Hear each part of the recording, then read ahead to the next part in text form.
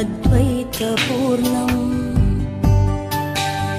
परं निर्गुणं निर्विशेषं निरीहं परब्रह्मरूपं गणेशं भजेम।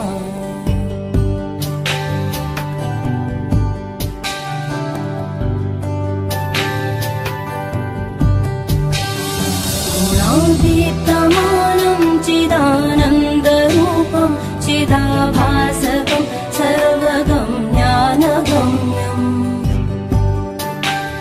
मुनिध्येयमाकाशरूपं परेशं परब्रह्मरूपं गणेशं भजेम।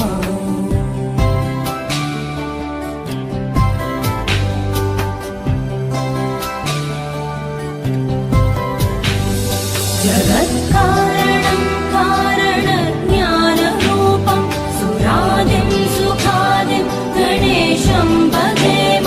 जगद्व्यापिनं विश्ववन्द्यं सुरेशं परब्रह्मरूपं गणेशं भजेम।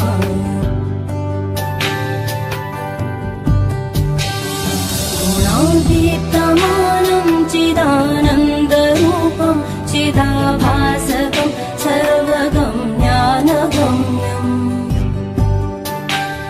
मुनिध्येयमाकाशरूपं परेशं परब्रह्मरूपं गणेशं भजेम।